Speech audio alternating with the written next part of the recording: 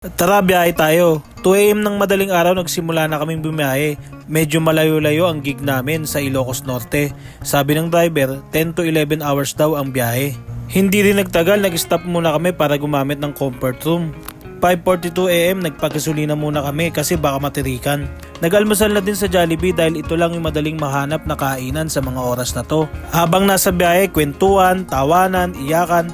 Bakit may iyakan? Mali yata itong nasulat ko. Kahit malayo, nakaka-relax din yung ganitong biyahe, lalo na't nakikita mo ang ganda ng Pilipinas mula sa loob ng sasakyan.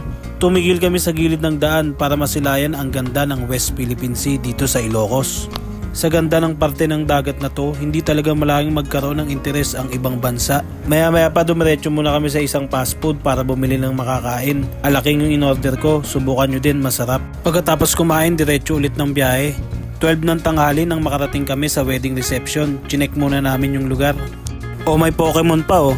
Pag ganitong may gig, sa totoo lang halos parang nagbabakasyon na lang kaming pamilya. Halos ilang taon na din kasi kaming magkakasama. Sa tugtugan wala na din problema, ngitian lang, alam na kung anong gagawin. Nakakaramdam din ng pagod, pero ito yung pagod na gusto namin kasi nagagawa namin kung anong makakapagpasaya sa amin. Makikita na sobrang espesyal ng araw na ito sa anak ni Senator Amy Marcos. Ang balita ko pa dito, pangalawang araw na ito ng selebrasyon, aabutin pa yata ng 4 na araw.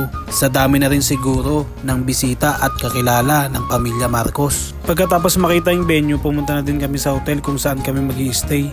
Lahat ng galaw at kainin namin ay sagot ng pamilya.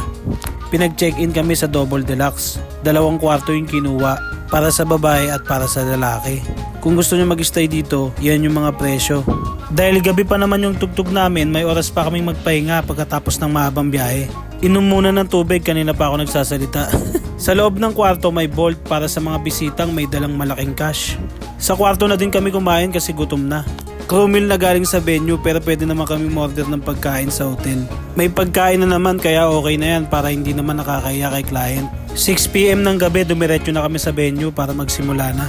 Naglakad na kami pero malapit na naman papasok. Maigpit kasi ang security dahil sa mga high profile na bisita. Maraming nakapalibot na pulis, SWAT, personal bodyguard at mga medics. Hindi ka na din magtataka dahil kasal ito ng isang Marcos at dadalawa ng mga senator tulad nila Marcoleta, Loren Legarda, Cynthia Villar, Camille Villar, Robin Padilla, Chavit Singson, JB Ercito.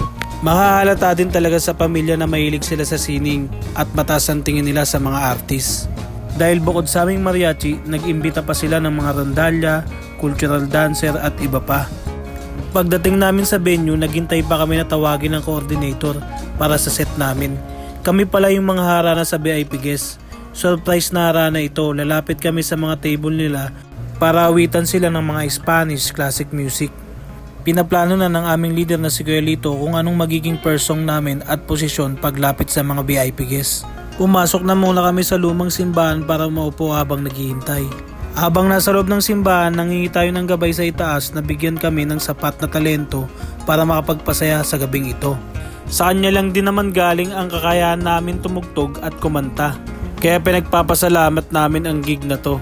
Habang gumagabi, tuloy-tuloy pa rin ang pagdating ng mga bisita.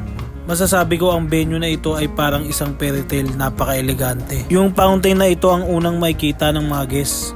Yung mga ganitong fountain parang nasa palabas na Disney animation na Beauty and the Beast. Maya-maya pa nagsayaw na yung mga cultural dancer.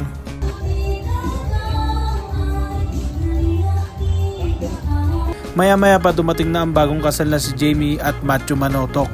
Si Matthew Joseph Marcos Manotoc ay Vice Governor ngayon ng Ilocos Norte. At si Jamie na kanyang napangasawa ay isang Filipina news anchor at beauty pageant title holder. Nanalo siya ng Miss Earth noong 2014. Tara pakinggan natin ang message ni Senator Amy Marcos. Everyone knows that, and we all thought he was merely visiting her to collect more allowance. Whatever it is, it appears to have worked. He is certainly the favorite. Let me and envy aside, the birth order of Jamie and Matt. Pagkatapos ng message ni Senator Amy Marcos, nangharana na kami ng mga VIP guests. Hindi ko na nakuhanan ng video dahil kasalukuyan kaming tumutugtog. Hiningi ko na lang yung photos sa page namin. Magsisimula na rin tumugtog yung rondalya. Sa mga oras na to tapos na kaming tumugtog. Nanonood na lang kami ng program. Ang ganda din ng pahingahan na to ng mga guests. Sinaunang bahay parang panahon pa ni Maria Clara. Binigyan kami ng souvenir para sa panlalaki at para sa pangbabae. Maya-maya pa lumapit na kami kay Senator Amy Marcos para magpakuha ng picture. Pabalik na kami sa hotel para makapagpahinga na. Pinapakain pa kami sa buffet pero hindi na kami kumain. Sa tagal namin sa trabahong ito, medyo hindi na din iba ang buffet sa amin. Kung gusto naman namin kumain, pwede naman kami umorder sa hotel. Kinabukasan, gumising kami ng umaga para makita at lumanghap ng hangin ng dagat. Napakaganda ng resort na ito. Inspired ito sa Bali, Indonesia. May infinity pool pa ito. Gusto ko nga sanang maligo kaso alam nyo na, trend tayo na. Minsan lamigi na din. Tara, highlights natin yung pool saglit.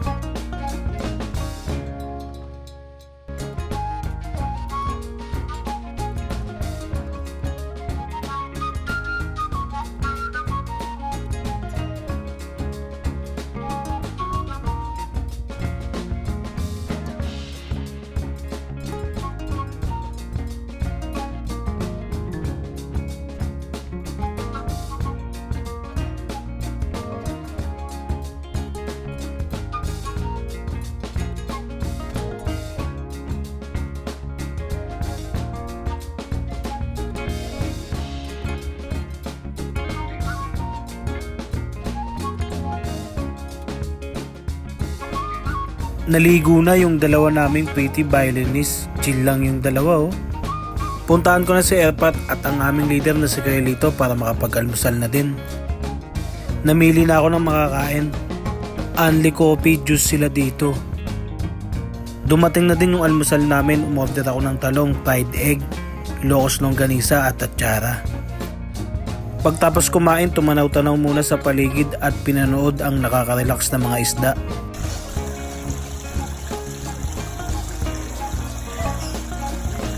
Nagsimula na kaming bumiyahe pa uwi ng Maynila. Dumaan muna kami sa bilihan ng pasalubong para sa pamilya. Ito yung mabibiling pasalubong sa pinagtigilan namin. Sukang Ilocos, bagnet, Ilocos longganisa. Biyahe ulit, nang makarating kami sa La Union, bumili kami ng tupig. Masarap ito, subukan nyo pag napadaan kayo ng La Union. Nakakatuwa lang bilan sila ate, parang ang pleasant ng vibes nila. Salamat sa Diyos dahil sa bagong experience at nakauwi kami ng ligtas.